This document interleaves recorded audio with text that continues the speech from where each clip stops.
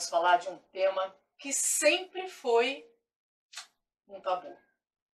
O tema hoje é sobre a sexualidade humana. Quando falamos sobre sexualidade, a primeira coisa que vem à cabeça da maioria das pessoas é a ideia totalmente equivocada de que sexualidade é o mesmo que ato sexual. E uma coisa não tem nada a ver com a outra.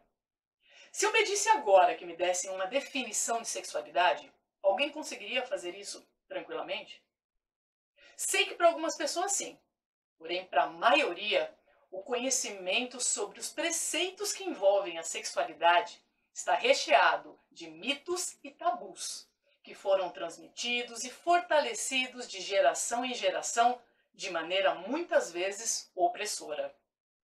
A sexualidade, em resumo, é o que caracteriza o existir do ser humano. No planeta Terra, temos mais de 7 bilhões de habitantes e nem você, nem ninguém vai encontrar alguém que seja 100% igual a outra pessoa. Isso não acontece nem com gêmeos univitelinos. Biologia básica. A questão é que a sexualidade entra neste perfil também. Ela é, sem dúvida nenhuma, uma característica nata do ser humano, cujas necessidades e os desejos são próprios e individuais de cada um, ou seja, é uma particularidade de ordem biológica. Essa particularidade foi sendo construída durante toda a evolução. Sim, eu estou falando da teoria da evolução de Charles Darwin. Começou há mais de 8 bilhões de anos atrás, quando éramos somente um mero micro-organismo, uma bactéria, uma arqueia, enfim, um mero organismo unicelular. Bem, a partir daí começaram a surgir os organismos mais complexos, multicelulares, eucarióticos, mutações que deram origem ao DNA, expandindo suas funções e dando origem a uma diversidade. Sim, gente, diversidade. Guardem bem essa palavra, ok? Enfim, uma diversidade de organismos cada vez mais complexos e executando funções totalmente diversas. Alguns viraram plantinhas, outros viraram fungos e outros animais, como essa espécie aqui que vos falo. Animais variados, com funções variadas, dentro dessa cadeia. Alguns com organismos de reprodução sexuada, outros assexuada. Temos ainda animais que mudam de sexo naturalmente de acordo com a necessidade estabelecida pela adaptação ao meio. Quando alcançamos o posto de Homo sapiens, há meros 350 mil anos atrás, a variedade de características já era exponencialmente grande, incluindo a sexualidade. Essa não é simplesmente um anexo na composição humana que foi colocada esporadicamente, sei lá, por algum parasita. Um verme, um protozoário, um piolho, um carrapato, uma pulga. É naturalmente um componente da evolução humana. Não foi algo introduzido para confundir a cabeça dos professores aqui no século XXI, não, tá? Ok, mas isso tudo que está sendo falado aqui tem base científica, certo? Claro, com certeza. São milhares e milhares de artigos e estudos científicos que levaram a essa conclusão. Vamos ver alguns deles. No livro Darwin Sem Frescura, de Paulo Pedrosa e Reinaldo José Lopes, mostram que as explicações genéticas evolutivas para a homossexualidade podem ser tão técnicas e triviais quanto mecanismos que influenciam preferências de paladar. Mostram ainda que a homossexualidade é um traço absolutamente natural, encontrado em uma porcentagem razoável de indivíduos entre muitas espécies animais, incluindo a humana. E esse traço tem indício em componentes genéticos, ou seja, natos. Eu nasci assim, eu cresci assim, e sou mesmo assim, você sempre assim, Gabriela. O pesquisador norte-americano Bruce Bengemel fez um levantamento e descobriu que nada menos de 400 espécies animais possuem o que se chama de hábitos homossexuais. Muitas dessas espécies cuidam dos filhotes juntos e, é claro, têm relações sexuais com seus parceiros ou parceiras. Kazi Rahman, pesquisador em genética, acredita que a sexualidade pode ser definida por centenas de grupos genéticos e que esses grupos podem determinar a atração pelo mesmo sexo como uma parte da variedade da sexualidade humana. Mas na minha época não tinha nada disso. Bem, a não ser que a sua época tenha acontecido há bilhões de anos atrás, esse seu conceito está completamente equivocado. Essas características sexuais sempre existiram. O que na verdade aconteceu foi um controle social que estabeleceu um padrão. Qualquer pessoa que fugisse dessa condição aceitável pela sociedade era chamado de anormal, doente, abominação, promíscuo.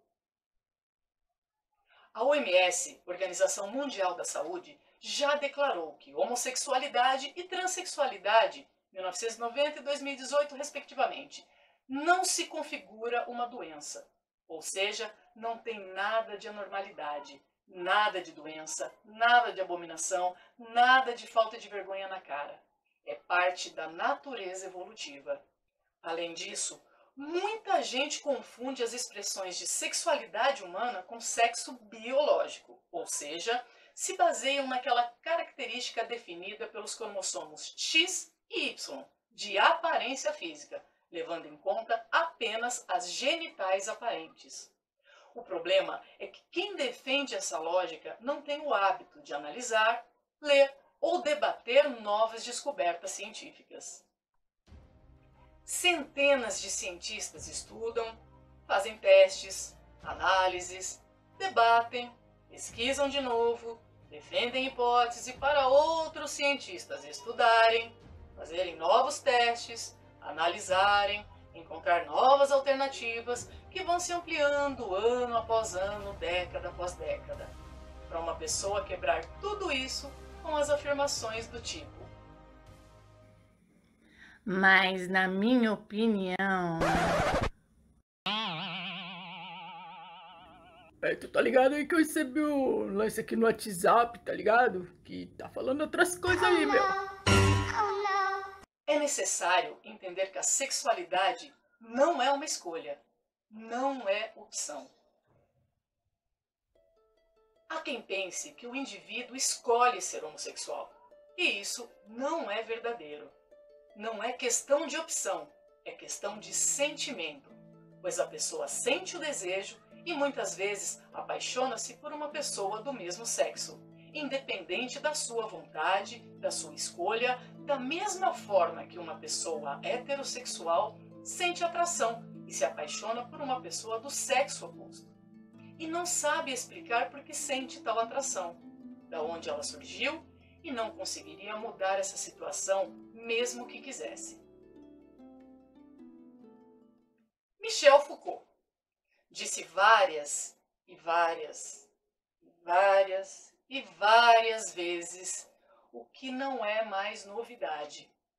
Pessoas mal intencionadas com interesses políticos criam e vendem ideias ou normas estapafúrdias para garantir a sua manutenção de poder.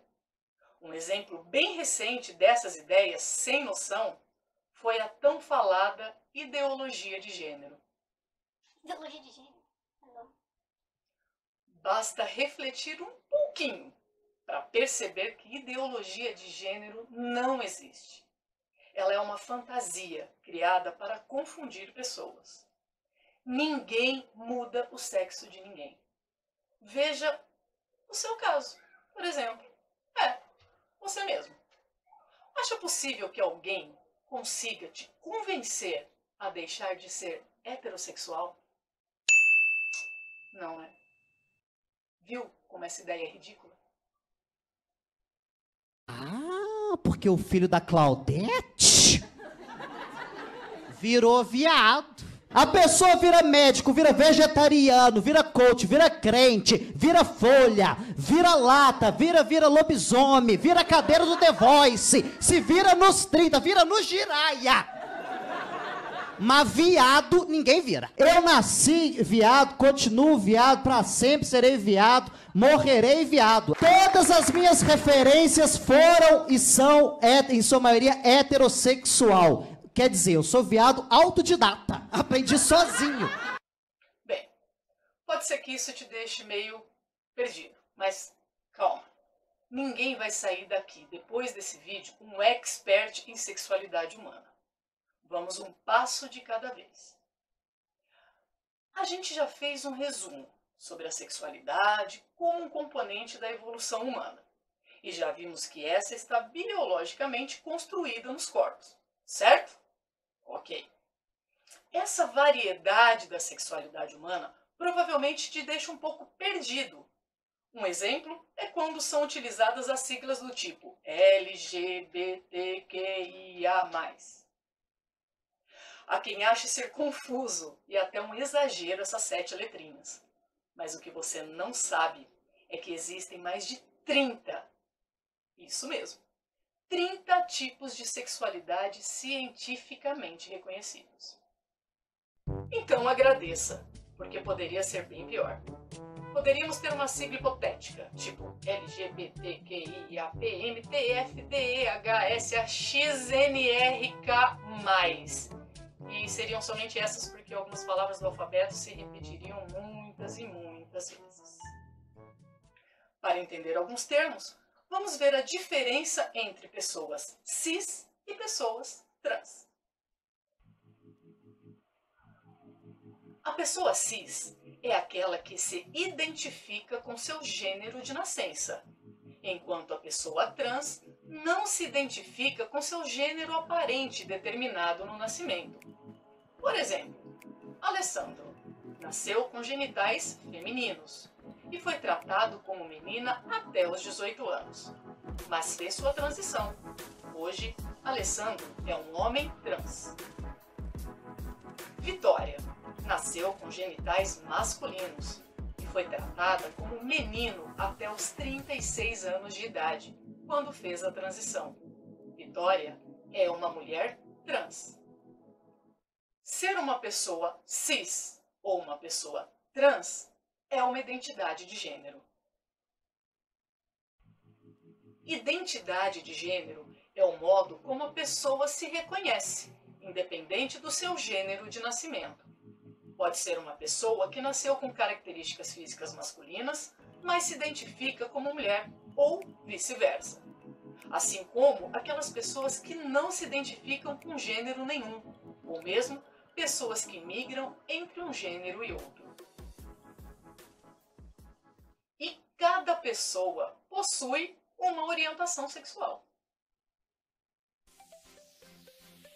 Orientação sexual é basicamente o interesse sexual predominante de uma pessoa. Não importa se o interesse é por homem, por mulher, por trans ou por mais de um tipo de pessoa e sua sexualidade. Pedro é um homem cis e gosta da Roberta, que é mulher cis. Catarina, uma mulher cis, que adora lasanha, corrida de carro e está apaixonada pelo Joaquim, homem cis, que é um excelente judoca. Joyce é uma mulher cis, adora rock, odeia café, casada com Camila, mulher cis que também adora rock, mas ama café. Júlio, homem cis, fez faculdade de engenharia e adora o seu trabalho. E recentemente se casou com Matheus, um homem cis que é péssimo em matemática, mas adora cozinhar. Mariana, mulher cis, se apaixonou por Alexandre, homem cis, na faculdade de tecnologia. Mas depois que eles terminaram, ela começou a namorar Bianca, uma mulher cis que trabalha como professora. Gilson é um homem cis, adora vaquejada, churrasco e música sertaneja e só namora mulheres trans. Glauber é seu irmão, é um homem trans. Também adora vaquejada, churrasco e música sertaneja. E namora mulheres cis ou trans. Karina é uma mulher trans, casada com Giovana, que é uma mulher cis.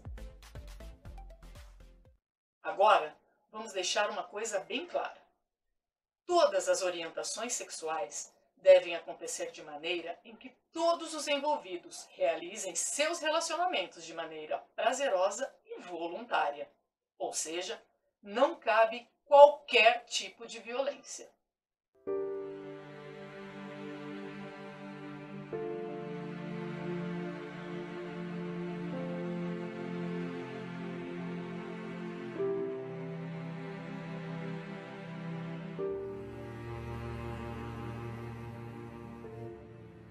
O problema é que muita gente confunde a liberdade sexual com libertinagem ou violência.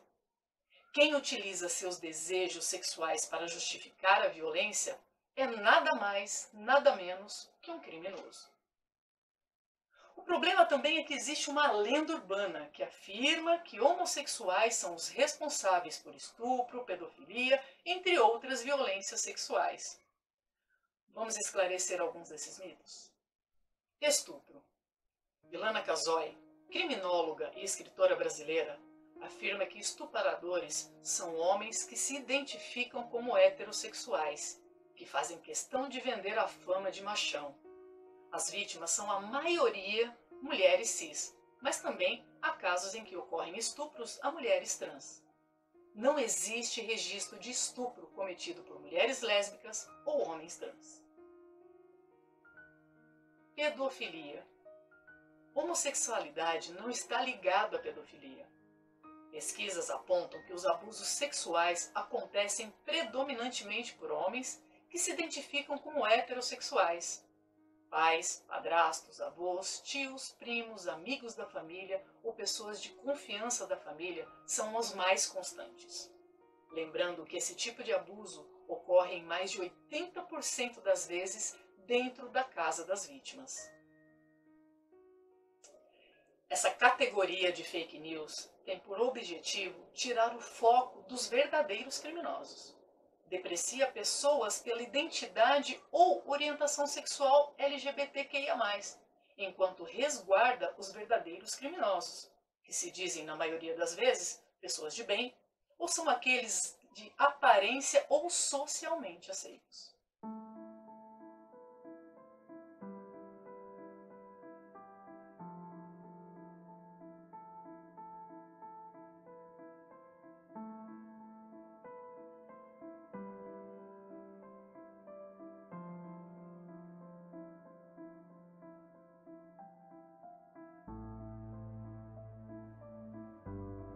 Então, fiquem atentos. Caso tenha dúvida, basta ir no Google e pesquisar. Você verá quem realmente são os criminosos.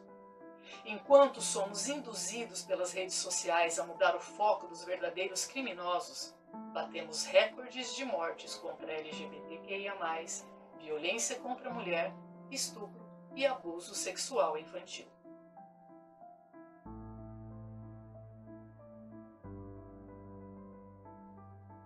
E na escola? Qual a função da escola nisso tudo?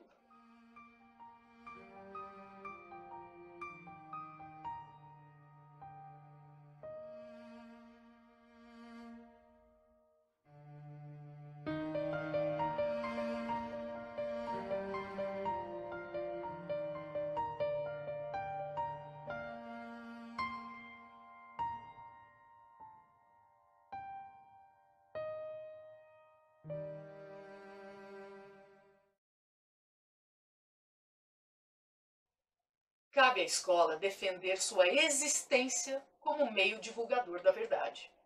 Não podemos nos desclassificar de nossa função social.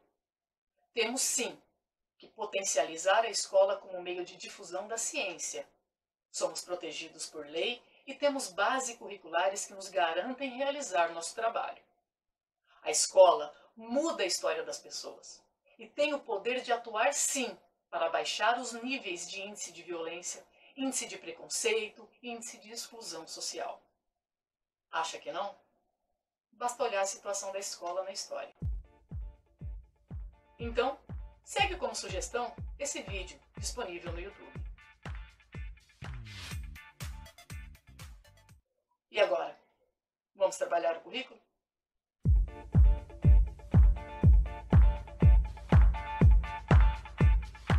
Você vem acompanhando nessa formação que falar sobre diversidade na escola é completamente diferente da corrente que diz que o tema é, na verdade, uma doutrinação na escola, ou que uma suposta ideologia de gênero esteja querendo transformar todos os estudantes e que isso, de alguma maneira, vai acabar destruindo a família. Pelo contrário, é falando sobre o tema que conseguimos mostrar o grande índice de violência que parte da população sofre no ambiente escolar. E a partir daí, conseguimos definir traços para que ninguém seja excluído dentro e fora da escola. Dados do Ação Educativa mostram que a escola, como parte integrante da sociedade, reproduz relações de desigualdade entre homens e mulheres, entre brancos, negros e indígenas, entre heterossexuais, gays, lésbicas e bissexuais, entre cisgêneros, transexuais, travestis, entre pessoas sem deficiência e com deficiência, entre os que têm diferentes religiões. Mas a escola também pode e deve combater essas desigualdades, pois tem o objetivo de formar cidadãos críticos por meio de uma educação de qualidade. É necessário que a escola se repense pelo seu próprio bem, para formar pessoas capazes de intervir na sociedade de forma justa e igualitária.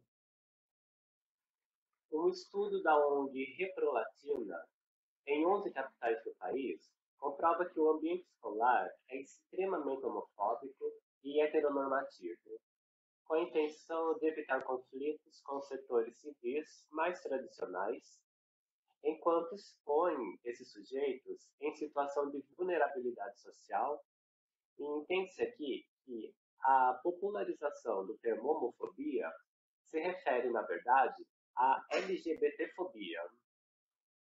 A escola é um local fundamental no processo de transmissão cultural, sendo 3 os cernes da preocupação multicultural: a diferença, a identidade e a relação entre maioria e minoria. E a sala de leitura, como parte dessa instituição base da sociedade, adota para si também essa responsabilidade. A sala de leitura é um espaço de aprendizagem, socialização, pesquisa, investigação, pensamento, imaginação e criatividade.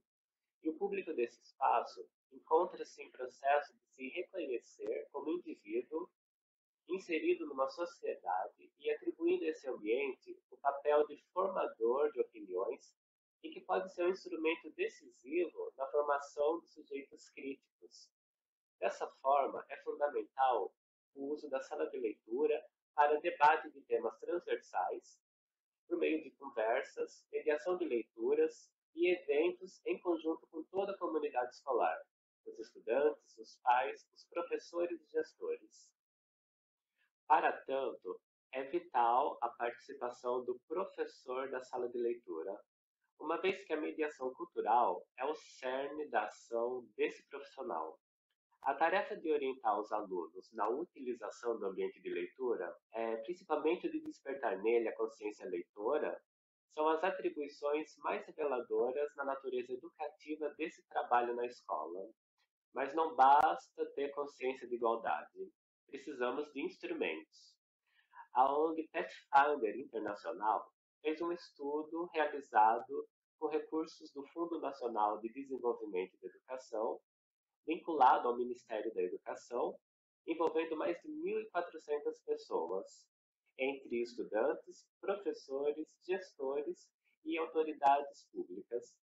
E foi constatado que as escolas têm poucos livros sobre diversidade sexual, e o material disponível está desatualizado. foi constatado também que os professores e os estudantes desconhecem políticas públicas contra a discriminação da população LGBT. Estudantes gays, lésbicas, bissexuais e trans não são reconhecidos pela escola. São comuns a omissão em relação a casos de homofobia. Não há cartazes nem materiais de comunicação disponíveis sobre direitos humanos. E diversos fatores que demonstram um ambiente hostil a homossexuais na escola. Essa é a minha biblioteca LGBT. Foi uma construção que começou há alguns anos e eu tenho o maior orgulho dela. Eu tenho livros acadêmicos, técnicos, literatura, graphic novel, HQ, biografias e autobiografias. Esses livros me deram conhecimento de muita coisa que eu não compreendia, força, porque abriram meus olhos das minhas potencialidades e conexão emocional. Afinal, a vivência do meu próximo é uma inspiração. O que falta para as escolas ter um espaço com livros LGBT? As respostas são diversas, não é? Que vai desde a falta de políticas do próprio Estado, já que é dever público dar acesso a esses materiais, mas também a falta de uma ação dentro da própria escola.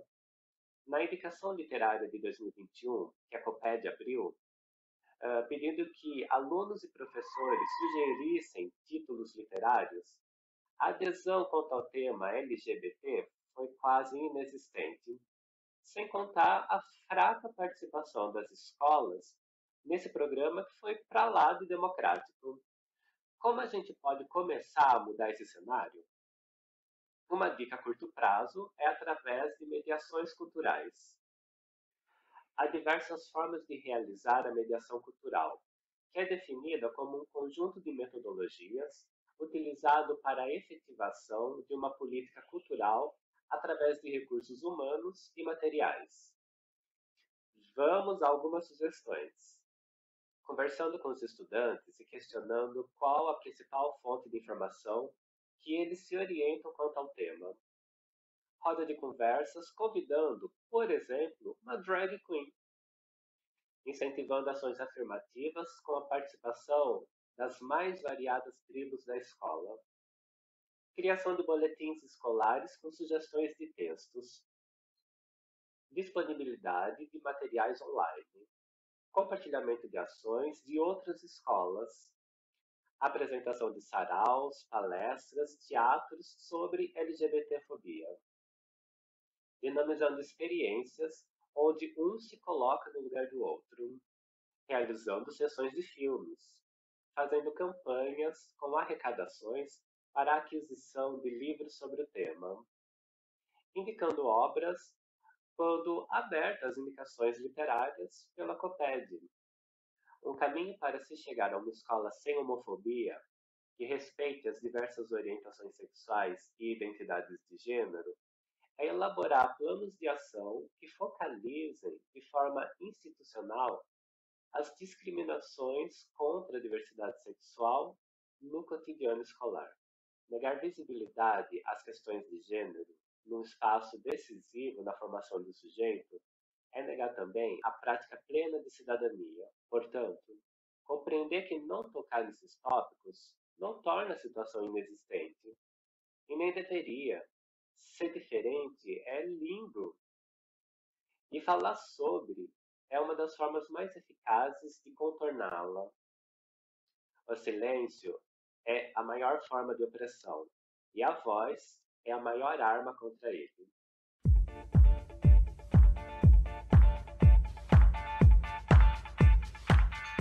Oi pessoal, tudo bem com vocês?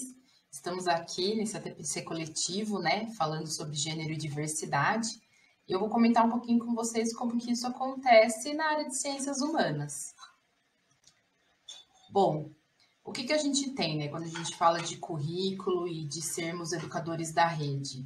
É sempre importante a gente saber que a gente faz parte de um contexto que ele é maior, E nesse macro contexto, a gente sempre traz a Agenda 2030 da ONU, que são os Objetivos de Desenvolvimento Sustentável, E quando a gente aborda sobre essa temática, a gente também está transitando na ODS 5, que fala sobre a igualdade de gênero, na ODS 10, redução das desigualdades, na ODS 16, que busca paz, justiça e instituições fortes. Então, é sempre muito importante, né, no nosso planejamento, na nossa atuação na escola, saber também que dentro dessa intencionalidade, dentro desse nosso planejamento, né, nesse nosso fazer educativo cotidiano, a gente precisa construir essas pontes também com essa rede, né, que ela é muito maior e que também está pensando num desenvolvimento aí numa escala mundial. Importante a gente lembrar também que quando a gente fala do currículo, a gente está falando de competências e habilidades, né? E aqui a gente vai focar em algumas habilidades em que o currículo aborda a temática. E quando a gente fala de competência, a gente tem que lembrar que a gente está mobilizando, né? Porque a habilidade, ela é um verbo de ação, ela pressupõe um desenvolvimento cognitivo do estudante, né? Que leva em consideração sua motivação, as suas competências socioemocionais também. Então, aqui, essas competências, elas mobilizam conhecimentos, né? Que correspondem aos saberes, aos conceitos e procedimentos, para o desenvolvimento de habilidades, que supõem o saber fazer, mobilizar os conhecimentos, ou seja, esses conceitos e esses procedimentos, para resolver os desafios no âmbito da nossa vida, né? Ou também na escola. E também mobilizam atitudes que se referem ao processo do querer fazer, levando-se em conta se a gente vai decidir ou não exercitar aquelas habilidades. Então, aqui está no ambiente também da motivação, né? Do acolhimento, né? Do cuidado na gestão ali na nossa sala de aula, para que a gente consiga desenvolver atitudes construtivas junto aos estudantes e que também ofereçamos, né, como modelos pedagógicos para que eles consigam desenvolver atitudes positivas, construtivas para o coletivo. E também as competências, elas mobilizam valores que consistem no saber ser, no saber conviver, orientados por preceitos morais e éticos construídos na base dos relacionamentos humanos e sociais. E são determinantes para pautar as atitudes que colaborem para a construção daquilo que a gente tanto busca na escola, uma sociedade justa e democrática. E a gente também tem como pano de fundo, sendo educadores da rede, a Base Nacional Comum Curricular. E a ideia de diversidade na BNCC, ela continua presente nas habilidades e nas competências, mas elas estão atravessadas por as noções de múltiplo, diverso, respeito e alteridade. Na competência 6, busca-se valorizar a diversidade de saberes e vivências culturais e apropriar-se de conhecimentos e experiências que lhe possibilitem entender as relações próprias do mundo, do trabalho e fazer escolhas alinhadas ao exercício da cidadania e ao seu projeto de vida, com liberdade, autonomia, consciência crítica e responsabilidade. Quando a gente fala sobre diversidade de gênero, eu penso que a gente também transita na competência 8, que é conhecer-se, apreciar-se e cuidar da sua saúde física e emocional, compreendendo-se na diversidade humana e reconhecendo suas emoções e a dos outros com autocrítica e capacidade para lidar com elas. A gente vai falar um pouquinho também daqui a pouco, né, do campo da amabilidade.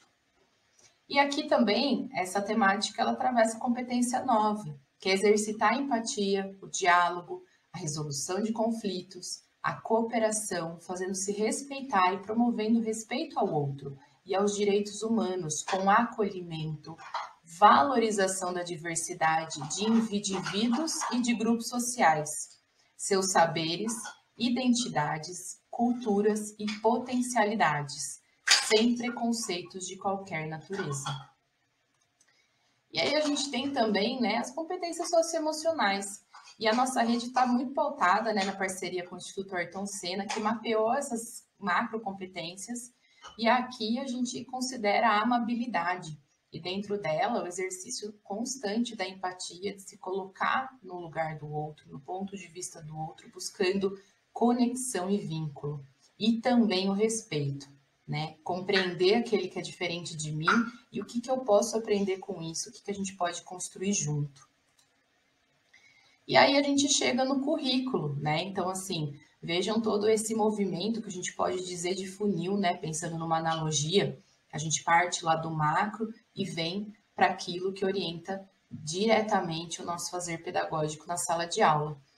E no currículo paulista, pensando na etapa dos anos finais, a gente tem na página 26 e 27 do currículo que fala do desenvolvimento integral, né, da busca de um desenvolvimento integral do estudante, porque aí a gente está falando do além do cognitivo, a gente está falando do emocional, do social, do simbólico, de toda a relação que esse indivíduo estabelece, tanto na escola como na sua comunidade. A gente também está pensando numa visão plural, né? Porque a gente está falando de sujeitos diversos que estão ali no nosso ambiente juntamente, né? E como que a gente mobiliza todo aquele processo de conhecimento, de habilidade, de atitudes e de valores nesse caldo, né, de estudantes, cada um com um ponto de vista, uma vivência, uma experiência, classes sociais diversas, né? E essa possibilidade da gente construir uma visão mais plural das coisas. O acolhimento das pessoas em suas singularidades e suas diversidades, né? Essa questão da relação com o outro, que a gente mora às vezes numa mesma comunidade, vivencia situações parecidas, mas temos uma história de vida muito diversa, né? E a possibilidade da gente fazer isso, né?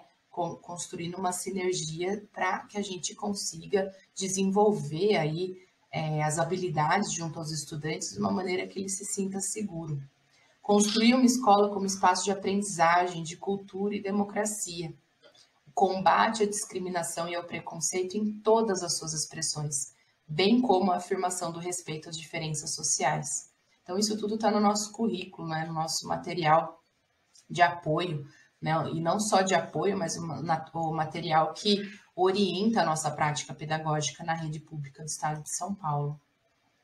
E a gente tem aqui também, que eu trouxe um recorte da página 29, que toda essa construção junto ao estudante, né, busca construir uma escola, né, no século XXI, comprometida com a formação dos jovens para uma sociedade justa, solidária, democrática. Então, portanto, a sua proposta deve prever o desenvolvimento dos processos educacionais colaborativos e dialógicos, ou seja, todo mundo constrói junto. E a gente tem também uma coisa que atravessa, né, o nosso currículo, que são os temas contemporâneos transversais. E aqui eu fiz alguns recortes, mas eventualmente a gente pode pensar em muitas mais possibilidades que o documento traz. Educação em direitos humanos, diversidade cultural, educação da criança e do adolescente, educação das relações étnico-raciais e ensino de história e cultura afro-brasileira, africana e indígena. E no currículo também dos anos finais, a gente buscou fazer alguns recortes de algumas habilidades. Aqui em Ciências Humanas, a gente trouxe a habilidade EF07, GE04, né? EF, Ensino Fundamental, 07, sétimo ano, Geografia, habilidade 4, analisar a distribuição territorial da população brasileira, considerando a diversidade étnico-cultural, racial e cultural, indígena, africana, europeia, latino-americana, árabe, asiática, entre outras, e relacionar com outros indicadores demográficos, tais como renda, sexo, gênero, idade, entre outros nas regiões brasileiras. Então, uma mobilidade que, como pano de fundo, ela pode trazer, aí está associada a um objeto de conhecimento que está trabalhando a questão da diversidade, está trabalhando a questão de gênero. Então, é muito possível, né, o desenvolvimento desse trabalho na escola, tendo em vista aí o documento orientador da nossa prática, que é o currículo. Nós temos também a habilidade 09 de geografia, a habilidade do 9º ano de geografia 14, que ela fala selecionar, elaborar, interpretar dados e informações sobre diversidade, diferenças e desigualdades sociopolíticas e geopolíticas mundiais. E aí convida a gente para fazer uma análise para além do nosso lugar, né? Uma análise mais para as regiões, para a escala do global, inclusive. E eu acho que a habilidade aqui de Ciências Humanas, que eu achei assim, que ela está mais assertiva no desenvolvimento desta temática, é a habilidade do 9º ano de História 26, né, que ela possibilita aí, né, organizar ações, né, desenvolver essa habilidade junto aos estudantes de discutir e analisar as causas da violência contra as populações marginalizadas, negros, indígenas, mulheres, homossexuais, camponeses, pobres, etc., com vistas à tomada de consciência e à construção de uma cultura de paz, empatia e respeito às pessoas. E aí a gente pode pensar também em habilidades, né, que confluem, né, que são interfaces, né, que apoiam ciências humanas nesse sentido.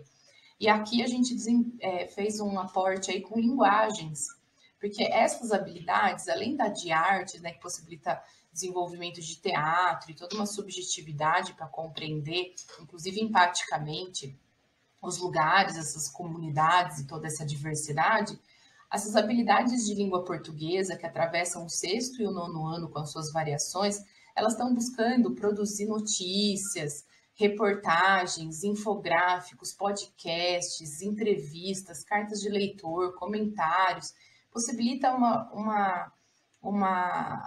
várias formas do estudante se expressar, né, dentro da sua cultura juvenil nas várias mídias que ele está vivenciando atualmente. Também tem a habilidade LP09, que possibilita planejar uma campanha publicitária sobre questões, problemas, temas, causas significativas para a escola ou comunidade, a partir de um levantamento de material sobre o tema ou evento da definição do público-alvo. Ou seja, todo um caminhar aí que a gente tem possibilidades de construir com o estudante para que ele consiga atuar no mundo, né, dentro daquilo que está sendo algo, uma situação, né, uma vivência que está sendo desafiadora. E aí toda uma possibilidade da gente acompanhar e ensinar e orientar esse estudante dentro das habilidades previstas do currículo. Tem também a habilidade 11, identificar e analisar posicionamentos defendidos e refutados na escuta, de interações polêmicas em entrevistas, discussões e debates, tanto televisivo como em sala de aula, redes sociais. Vejam as possibilidades, né, que a gente tem de trazer e conversar com os estudantes sobre essa temática na sala de aula dentro daquilo que o currículo já está prevendo.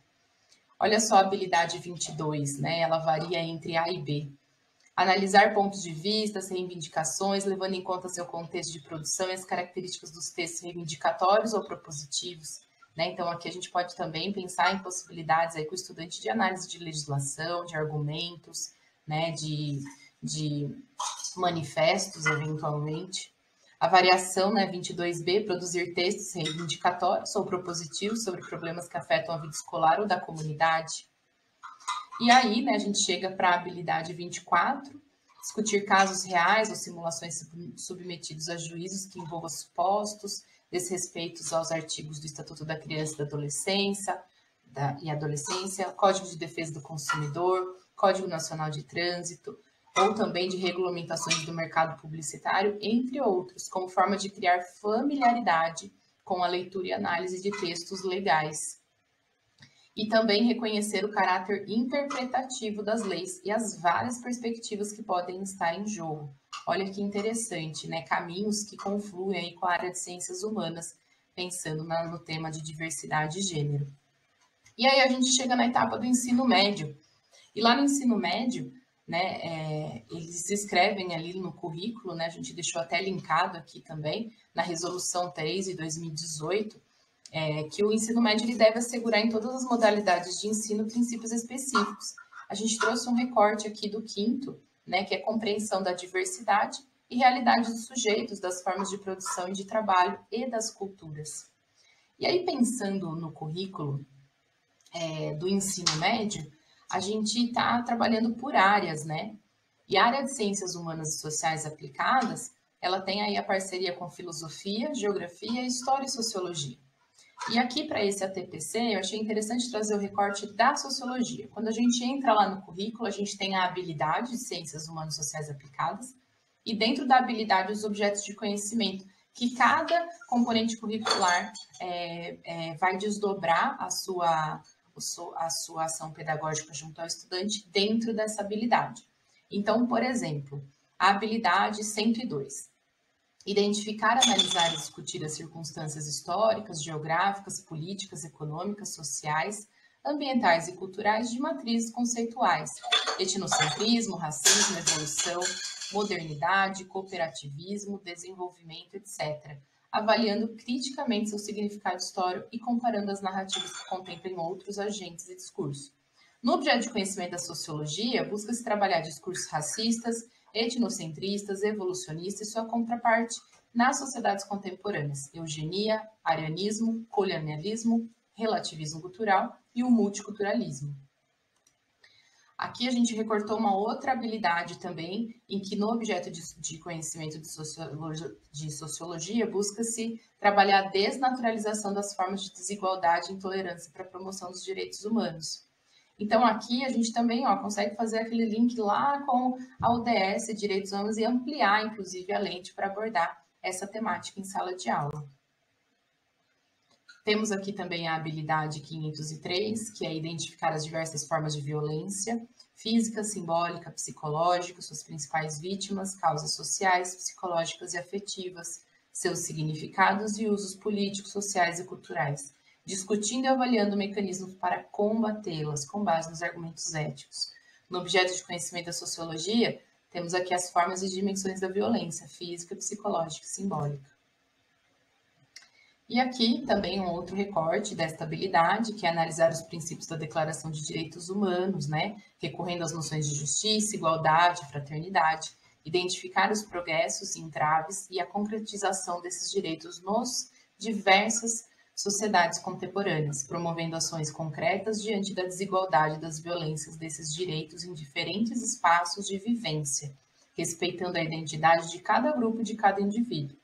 E aí, nesse recorte aí para a sociologia, o trabalho com direitos humanos e as novas concepções de cidadania, que é o cidadão global, direito de ser e estar em todos os lugares, e combate à diferença e desigualdade, extremamente linkado com o que a gente veio construindo, desde dos objetivos gerais da ONU até a Base Nacional Comum, currículo, até nesse local aqui do currículo do Estado de São Paulo.